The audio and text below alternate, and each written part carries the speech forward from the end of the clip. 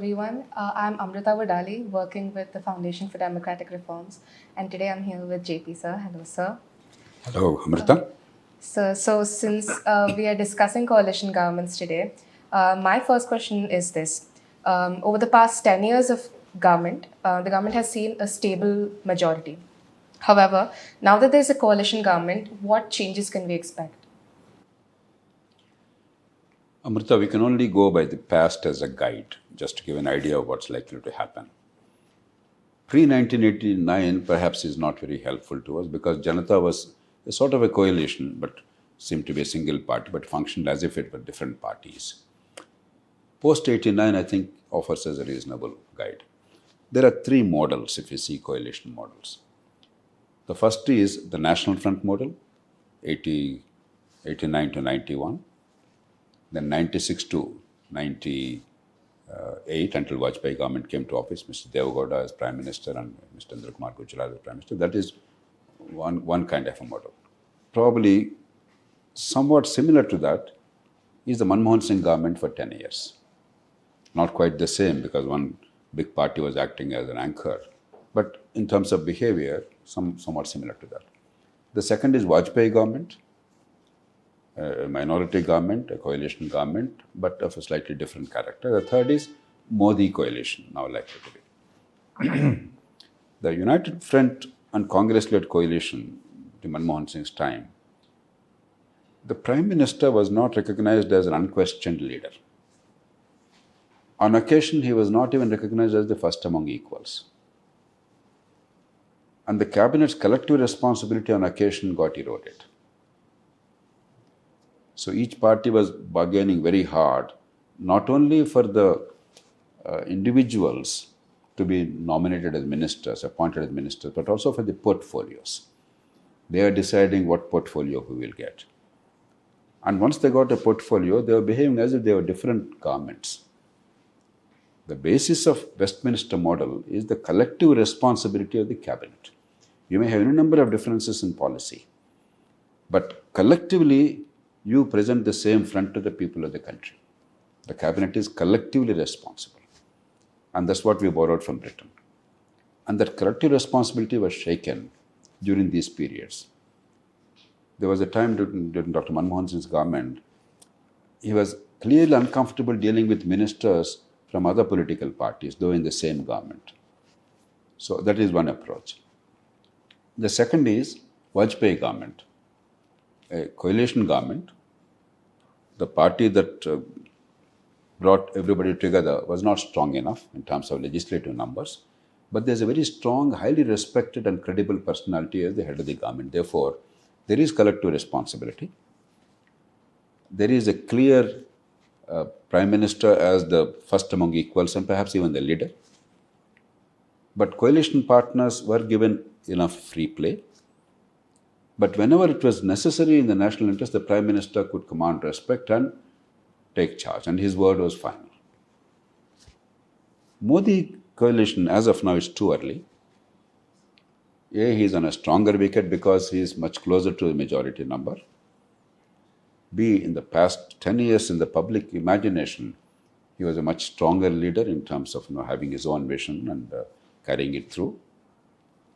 And what we have seen so far in the allocation of the cabinet ministers and the portfolios, he is sending a strong signal. There is a very cohesive government with a leader with a sense of direction and purpose.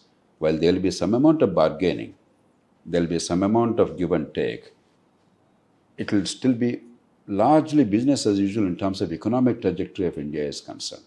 Growth, infrastructure, investment promotion, fiscal discipline, these four areas, there is no change is what is being signaled. But in real terms, what will happen is, depending on the nature of the issue, there will be this rough and tumble of the coalition politics, negotiation. On some issues, actually, coalition government will be better because you're building a consensus. Even around desired policies, if there's no consensus, they may not be lasting. Farm laws is a good example.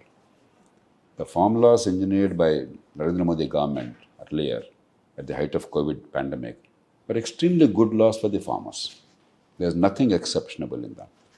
One of them removed the impact of the Essential Commodities Act, which basically was trying to depress the price for the farmers by force. And it's a good thing that you don't allow the price to be depressed for the farmers.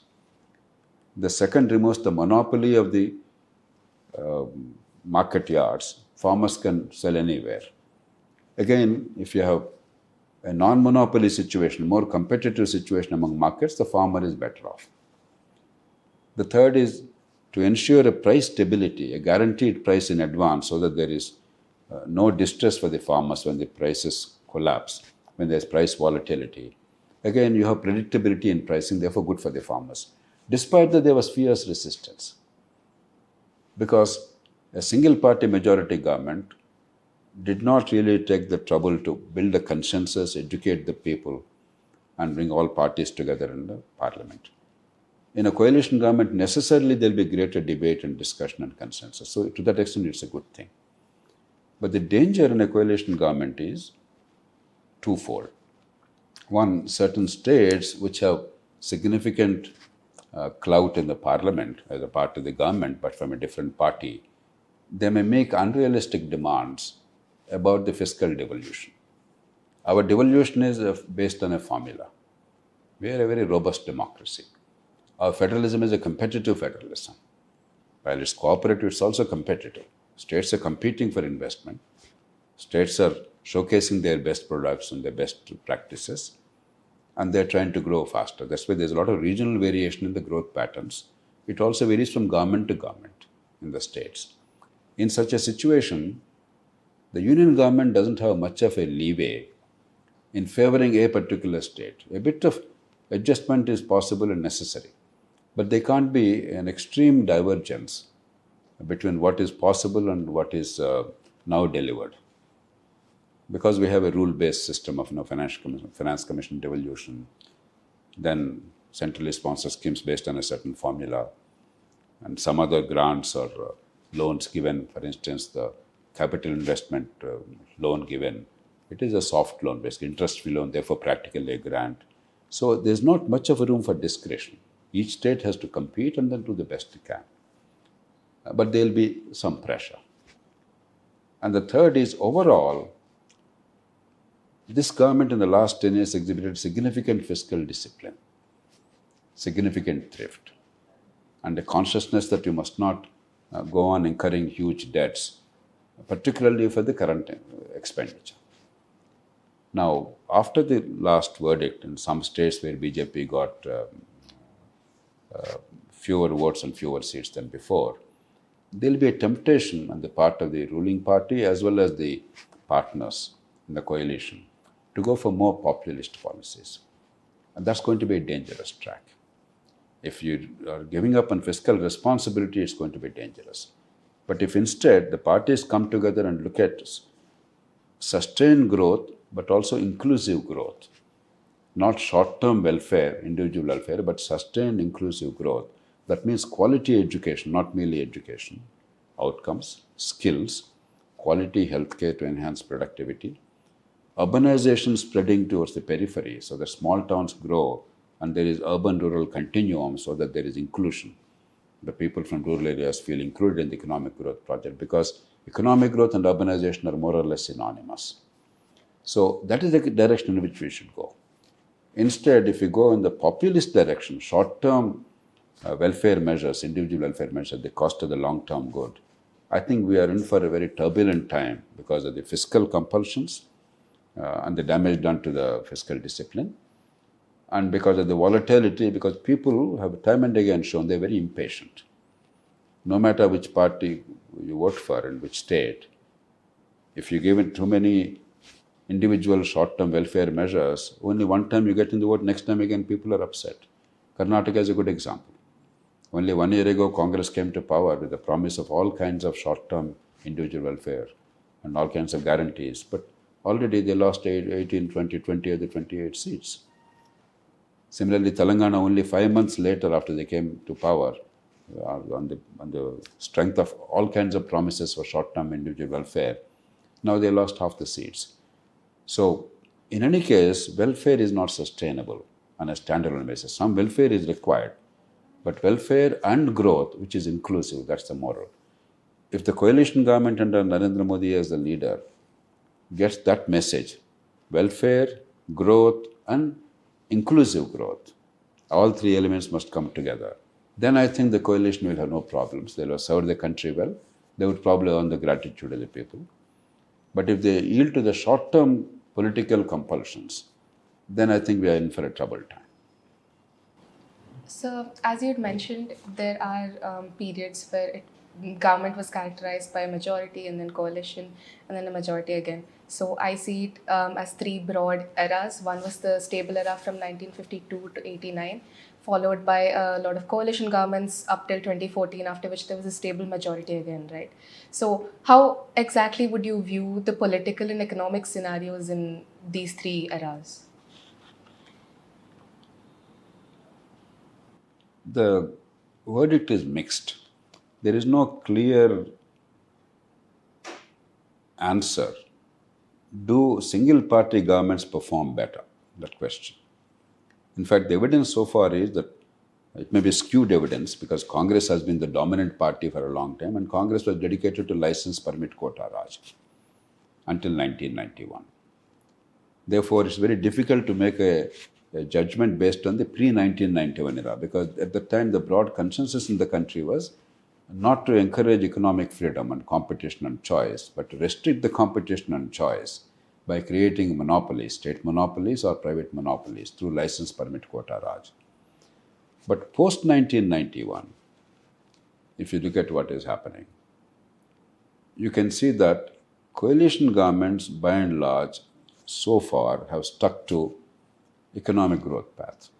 Even a government in 1996 to 98, after the Narasimha government was, after they completed their 5-year tenure, when a United Front government with Congress support came to office briefly, they pursued economic reform and the broad agenda of fiscal discipline as much as the Manmohan Singh as finance minister did.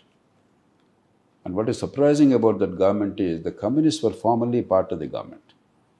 Mr. Indrajit Gupta and others were actually members of the government. And yet, economic reform was taken forward. Now, I have no doubt in the current coalition, the reform process will be taken forward. But if Congress were to lead a coalition with the current mood and the kind of promises they made to the people in the Loksatta election, would economic reform take a step forward? That is questionable. That is, one coalition will probably take the country forward in terms of economic reform and growth. The other coalition, if that becomes a reality, I'm not sure because the broad consensus for economic growth and fiscal discipline, which existed in India between 1991 and for about 2 decades or so, has now collapsed. You must measure or judge a party not by its words but by its actions. Congress party may say that they also are in favor of growth, but their agenda, the manifesto, the promises they made and their articulation are such that they have given the go-by to fiscal discipline and economic management of the country and investment, promotion, and they are depending to almost entirely on short-term individual welfare measures. So if Congress, with that kind of an agenda, if it's leading a coalition, that may actually mean a radical departure in terms of economic management of the country. But otherwise, so far, whether a single-party government like Modi in the last 10 years, or all other governments which are coalition governments, economic reform path and fiscal discipline were pursued without any let-up. So, my next question to you is, how exactly do other countries approach coalition governments? Is it different from India's approach? It's a good question.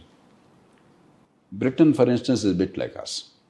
It rarely had experience in coalition governments, but Cameron government, if you remember, the first Cameron government after unseating Labour, it had a coalition between Liberal Democratic Party and Conservative Party. But subsequently, once they got a mandate, Liberal Democrats were not part of the government. In fact, Liberal Democrats were punished by the people because their voting percentage dropped considerably after one term in office. But that is one model. But the more wholesome coalitions, and almost permanently coalitions, is Germany, a good example. Germany follows a proportional representation. Normally, in proportional representation models, or what we call PR, it is rare that in a mature democracy a party will get more than 50% vote. So a coalition is inevitable. In Germany, every government after the Second World War is a coalition government, including the present government. On occasion, the two major contenders for power, the Christian Democrats and the Social Democrats, they actually formed a coalition. In Angela Merkel's time, these two main rivals formed a coalition. It's like BJP and Congress coming together forming a coalition. But it works beautifully in Germany because they are all programmatic people. They're not about unseating another government. They're not about power at any cost. They're about principles. Each party has a very clear agenda. They're very dedicated to that. But the parties also recognize the need for a compromise. Therefore, they're willing to negotiate depending on the people's mandate to each party. And then they have after detailed negotiation for weeks, sometimes months, they actually come up with a detailed area of what they'll agree, what they do not agree. That is the part of the hard bargaining for the coalition itself. And once they agree, that means they're committed to that, and that's the basis on which they've agreed to be part of the government. And they systematically adhere to that. There is also some kind of a bargaining for power sharing, who will get which portfolio occasionally, but the real bargaining is about the agenda. Very honest agenda. I think that's a very healthy thing. That's why in Germany, there is not much of polarization. There is no life or death struggle between political parties. And there's a continuum. No matter which party is in power, there's a continuum. There's also civility in politics. If you remember, when Angela Merkel was demitting office after the last election, she decided to no longer contest for power. She was taking leave of the legislature. The farewell session was such a beautiful session, one of dignity and civility. The incoming Prime Minister or Chancellor, that is the present one, he paid a handsome tribute to the outgoing Prime Minister. They were from two rival parties. But it was a handsome tribute. He gave a bouquet in public and he said, we will continue Angela Merkel's policies. Can you imagine in India, a new party coming to power, unseating the earlier party, saying that we'll broadly continue that and they've done a fabulous job and we're grateful to them. It's unthinkable. We have the ugly spectacle of the opposition, barring the main leader of the Congress party in Parliament until now, Mr. Mallikarjuna Kharge. Nobody else even participated in the oath-taking ceremony when the peaceful transfer of power is taking place. This time is a continuity of the same government, but this is a renewed mandate. It's unthinkable that in a sound democracy, the parties do not participate in a constitutional function like that when a new government is taking office. So, unfortunately, we don't have the culture of Germany, where it's the agenda and the national interest. There's no personal feud. And even when you have different agendas, you negotiate honestly and openly and come up with a set of do's and don'ts. The closest thing that India came to was National Common Minimum Program for the purpose. But that's not what Germany does. The National Common Minimum Program is a programmatic agenda defined in some granular detail. And they try to adhere to that as much as possible. But it doesn't overcome many other difficulties, like for instance, fiscal responsibility, larger trajectory of the economy, etc. are not covered. They're only about specific programs held dear by political parties, this party or the other, which one to include, which one not to include. So we have a different model. But if India moves towards the German method of honest negotiation and of stability of government and of harmony and civility in society and politics, that will be a great thing. Let's hope one day that will happen. Yes, absolutely. So my last question to you will be, what do you think are the learning experiences that the government should take away from the past 10 years moving forward with a shift in the type of government?